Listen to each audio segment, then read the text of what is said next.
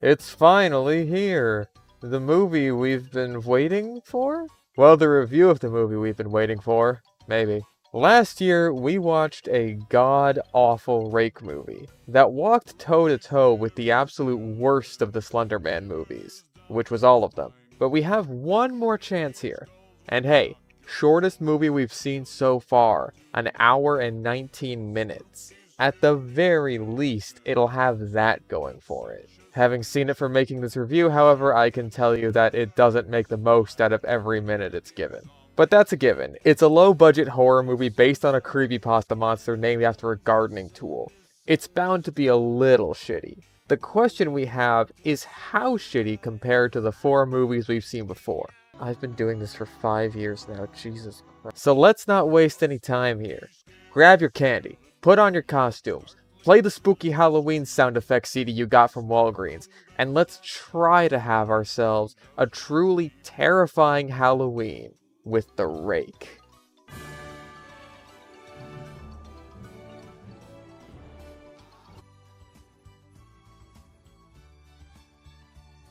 Okay, so that's jarring. I know this isn't the first horror movie to take place around Christmas time. After all, Silent Night, Deadly Night has a 5-movie film series, but that's not exactly the best point of comparison. Garbage Day! Huh? No! So yeah, Merry Christmas, everyone. It's a Merry Christmas for our happy family too. You got the kids, Ben and Ashley, and the parents, Mufasa and Bambi's mom. Mufasa seems to be some kind of criminal psychologist who's reviewing this mental patient having fantasies about an evil monster known as the Rake. This is basically so we can get some exposition on what this version of the Rake is like, because let's be real with these creepypasta monsters, they change all the fucking time, so this isn't that egregious.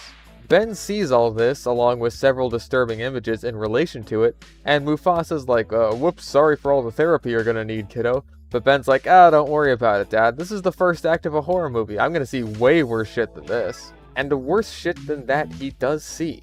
When randomly and straight the fuck out of nowhere, that mental patient his dad was reviewing breaks into their house with a knife. Bambi's mom does a pretty good job of holding him off though, mostly because he decides to begin his attack by grabbing onto her head like he's gonna squeeze it really hard. He doesn't grab her hair, which would be the smart thing to do, whatever. Crazy people can do whatever the plot needs them to do. Like randomly break out of a mental institution and into the house of a criminal psychologist who just so happens to be going over his case that very same night, even though we can very easily assume he has no way of knowing his address. I guess he just got lucky. Speaking of Mufasa, he doesn't hear the all-out brawl going on with his wife and the psycho downstairs because, oh my god, he's got AirPods in! The truck is coming right for him! Bambi's mom heads upstairs as the kids hear what's going on, and at no point does she try to open Mufasa's door to herd the kids inside and lock it to keep the whole family safe. She instead gets the kids back in their room and still fails to lock any door. She just shoves him in the closet, hopes for the best, and basically leaves her husband for dead. I can understand making snap decisions in the heat of the moment, but this is just stupid. Speaking of stupid, Bambi's mom grabs a baseball bat and beans this guy in the head with it, but then just runs off to try and get Mufasa now instead of going for a confirmation kill, and look where that gets her. What did he stab her with? Is that a big finger? Mufasa finally leaves his room to find Bambi's mom bleeding out on their bed, and the kids leave the safety of the closet to find them both dead and gutted. The psycho then appears with clawed out eyes, saying, "It will infect us all." And then he slits his own throat in front of them. See kids, now you need therapy. Smash cut to 20 years later, and 2 entirely different characters later. Now, a lot of this is sort of explained over the movie's runtime, so I'll save you the confusion. No. These are not either of the kids we just saw. The woman, named Nicole, is the adopted sister of the 2 kids, and this guy is her husband, Andrew. The intro kids don't show up until later, and then we get the exposition on what the hell happened to them after the traumatic parent killing. And then even more characters get introduced since this is basically a big housewarming party for Nicole and Andrew. I don't really get this sudden perspective shift except for the sole reason of introducing a bunch of characters to kill off. All it does is take away the potentially interesting plot line of these two kids having to deal with some pretty heavy trauma. It skips over it all and then plops us into someone else's life with no context as to how they're even related to what we just saw until much later. But on the bright side, we can now cross young family moving into a spooky house out in the middle of nowhere off the list of horror movie cliches. Anyway, we spend a long ass time just having these people move in and establishing that Andrew is a nice, loving guy. A fact that the movie will soon backpedal on harder than Michael Jackson on a unicycle. He's so loving, in fact, that we get our second Rake movie sex scene. 2 for 2.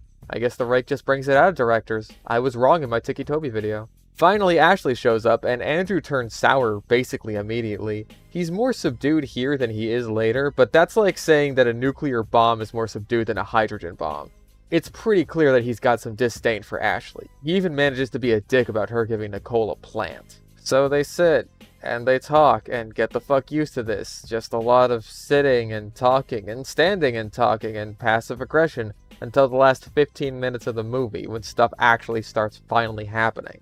Yeah, this is way less a movie about a scary monster that's coming to rip your guts out than it is a movie about interpersonal drama in regards to someone suffering from severe psychological trauma.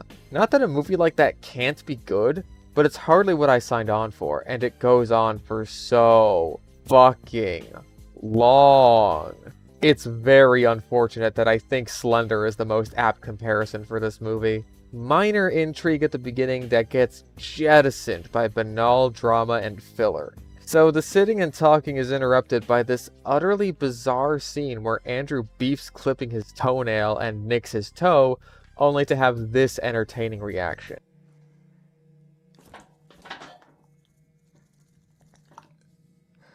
This is then immediately followed up on by Nicole cutting herself, and as Ashley tries to tend the wound, she sees her hand as the Rake's hand? Everyone cools off for a bit because this movie wasn't low tempo enough. Nicole and Andrew talk about their feelings or whatever gay shit. We finally got that exposition I was talking about earlier. Nicole pours her heart out about how much she cares about Ashley, and Andrew looks at her with the eyes of a sociopath who couldn't care less about her psycho-adopted sister. Or the eyes of an actor who knows what a bad movie he's in. Ashley herself is not doing so hot. She's having pretty sucky flashbacks about the whole parents dying thing, and decides to go into the kitchen to get a drink. She hears something in the basement and goes down there, which has the most on-the-nose, sinister red lighting I've seen since The Last of Us Part 2, and finds a little dead fetus thing. A grody. Let's keep it in mind for later. Put a pin in it. Put a pin in that little fetus thing. She screams, and Andrew grabs a golf club because I haven't been reminded of The Last of Us Part 2 enough today, and they find Ashley having a pretty bad episode, so Nicole confronts her. Ben shows up the next day, and tell me if I'm crazy here, but I swear to God, there's some romantic tension between him and Nicole in this scene. Like, even more than with Nicole and Andrew or Ben and his wife Michelle, who shows up later on. A couple scenes later, we get a weird incest joke, so I don't know. In that scene, Andrew and Ashley are talking together, and Andrew is being weirdly unreasonable with her. He says, you know what she's been through in regards to Nicole, unironically looking at someone who saw their parents murdered and a man slit his own throat so close to her, she could taste what he had for dinner dead in the fucking face. In the next scene, we see Ashley cutting herself in the bathroom, and the scars on her arm look really, really bad. Also, the actual, honest-to-goodness Rake himself finally appears in the mirror behind her for a split second. I was starting to get concerned that this really was a Slender situation. Even talking about this movie's making me fucking yawn. Ashley tries to leave because she's feeling extremely unwelcome, in no part thanks to Andrew, I'm sure. But Nicole convinces her to stay. I don't even know why that needed to happen, except to have the scene where Andrew asks her why she even did that. I like the kind of crazy look he gives her in this scene. It really lets you know that his character is supposed to be an asshole. At least Nicole calls him out on it multiple times. Before that though, we get Ben and his wife Michelle driving over, and just sitting and talking about stuff. Like seriously, she goes on for at least a couple minutes about random garbage that has almost nothing to do with the plot, while Ben's just sitting there, wondering if he should have taken that erectile dysfunction commercial after all. Later on, Ashley looks out into the bushes and sees what kinda looks like a naked lady. I'll censor it just to be sure. Then we get introduced to random comic relief character, George Lopez. I guess he's supposed to be Andrew's brother, but you'd never guess that without expository dialogue because they look nothing alike outside of probably being the same ethnicity. Amen to that! Also, when he hugs Andrew and picks him up, the sound gets noticeably more muffled because his mic is getting constricted. I don't know if the hug was ad-libbed, but if it wasn't, then that's something the director should have accounted for. Give him a mic in his ear or something. But hey, whatever. It's party time. And you know what that means, boys. It's time for more sitting and talking and drama bullshit. Everyone's having a pretty decent time until Nicole so much implies that Ashley is worth more than a pile of dog shit, and Andrew isn't exactly pleased with that, so he puts on his best comically evil face. After that awkward dead silence, drinks come out, and Nicole refuses a drink. And that can only mean one thing. She's pregante. Everyone's really happy for her, but Ashley doesn't take the news all that well because it brings back bad memories that it's understandable she'd want to keep quiet during this moment. But luckily for us, our pal Andrew is here to wring some happiness out of this bitch whether she wants to or not. Like the dude explodes on her. No, she's done nothing but scare my wife. My wife ever since she got here. You know what, Andrew? I am perfectly capable of speaking for myself. And that being said, you are acting like an asshole. I guess I don't know what the fuck I'm talking about then, huh? I mean, it fucking sounds like you don't. You're married to her adopted sister. You should know what she's been through, and you should know that provoking someone who's liable to suffer from a psychotic breakdown is probably not a good idea, especially when it's clear they're already extremely stressed out. Who's going to feel like the big man on campus when all your shouting does is make her curl up in a ball and cry while hyperventilating? Is it gonna be you? Joey Bisici? More like Joey Bitchichi? I'm just kidding, I'm sure you're a nice guy in real life. Along with the other 3 Joes that were in this movie. Luckily, Ashley doesn't have a nervous breakdown and instead tearfully exposits that she got pregnant 18 months ago, but aborted the baby, and after going over in explicit and kinda gross detail about how traumatic that experience was, on top of the whole murdered parents thing, Andrew has this to say. You're fucking pathetic. I think Andrew has won the most reprehensible Creepypasta Movie Character Award. Congratulations, Andrew. Joel from Slender was not an easy contender to beat. Nicole, Ben, and Michelle recover from the most fun party in the universe and talk about prospective baby names, but Ben decides that he needs to get some air. He runs into Ashley, who explains that it was actually the Rake that convinced her to abort the baby, and that she hasn't been taking her medication for a long time. She also explains a bit more about how the Rake is apparently supposed to work. Essentially, it's like a parasite. It infects or possesses a host body and takes it over, turning them into a crazy killer monster. Ashley seems to be the next target, which is why she keeps seeing the Rake in her hallucinations, and why it apparently went after her unborn baby. And now it's going after Nicole's unborn baby. It even told Ashley one of the names that Nicole suggested.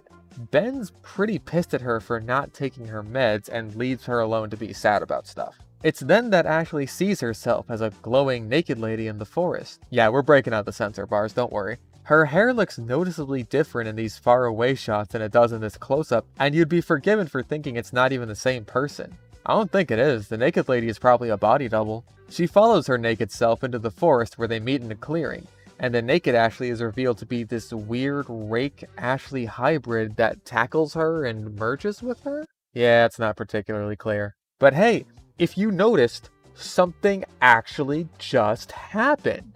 That means the story's going somewhere, right? Ben's reminiscing, looking through some old stuff, when suddenly, and comically, the Rake's hand bursts from the box and grabs his fucking face. The girls hear this commotion and run in to help and find him fallen over on the floor with a concussion. They drive off to the hospital and leave Andrew and George Lopez alone to talk about how Andrew has been a massive cunt, or rather, Andrew tries to justify himself being a massive cunt. Fuck him. Amen to that.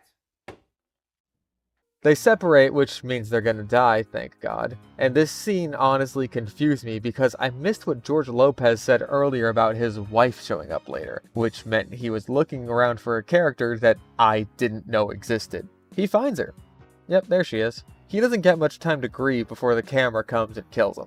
There goes a character that could have just as easily been cut out of the movie without any changes. Andrew comes out of the bathroom looking sufficiently evil because evil doesn't take a break even when you're pissing, and he hears something in the basement. He goes down to check it out and finds that all of his wine bottles have been opened. This is one heady monster. It then appears behind him and stabs him in the back before splitting his throat open like a ripe tomato.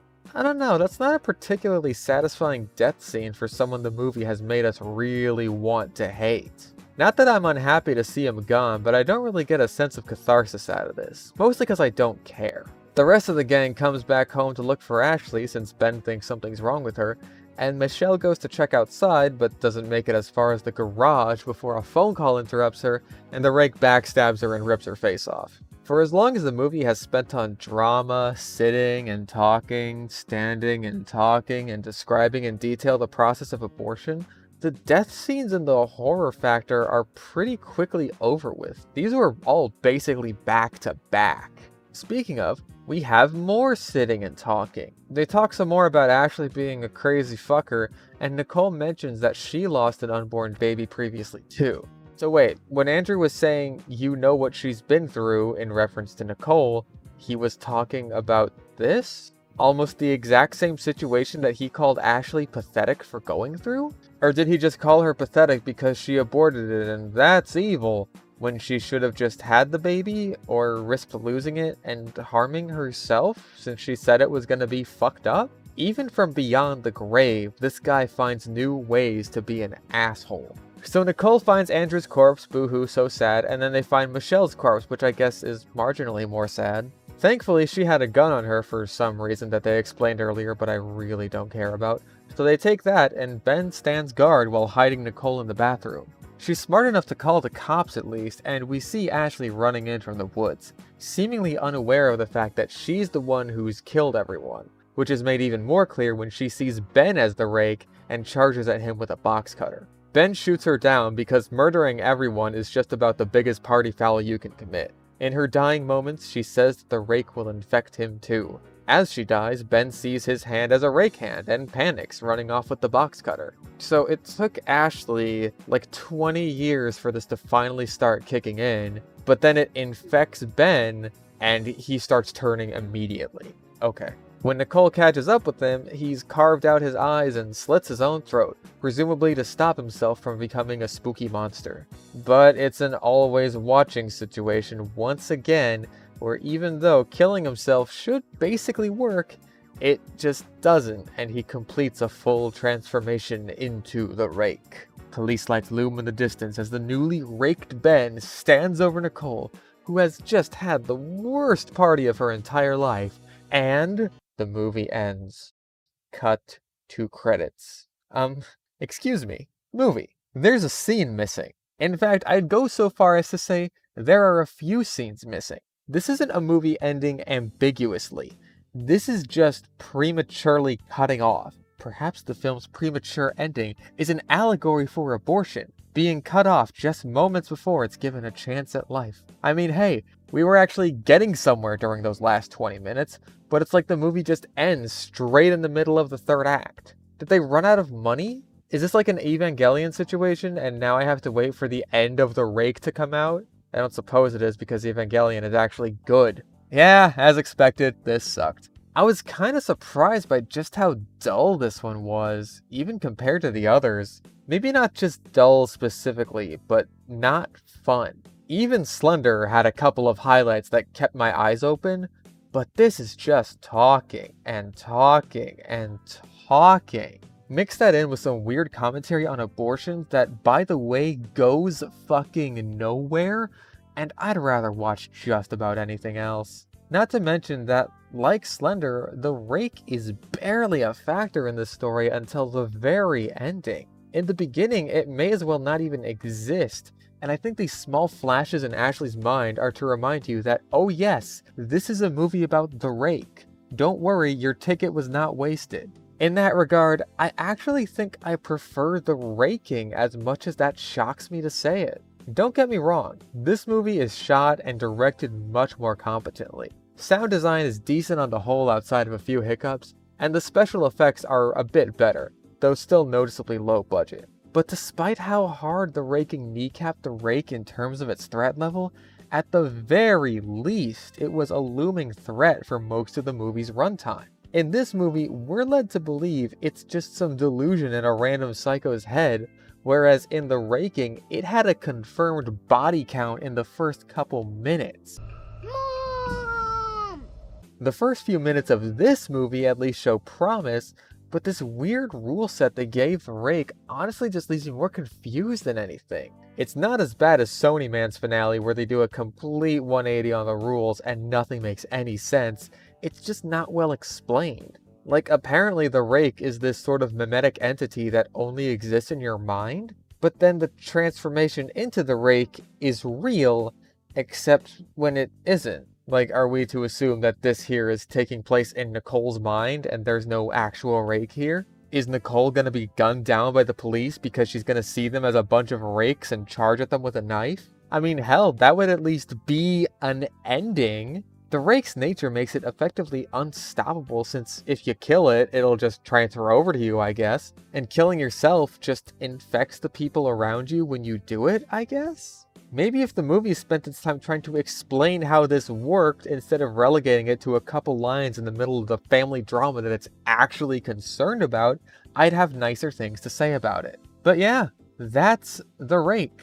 And as far as I know, that's the last of the Creepypasta movies. So what am I gonna do for Halloween now? I'm not sure actually. I might end up revisiting Channel Zero. I've been meaning to do that for years now. If anyone knows about any other Creepypasta movies, go ahead and let me know. God, I wish this one got made. But that's it for me today. Have a happy Halloween or a Merry Christmas, I guess, and I'll see you all next time.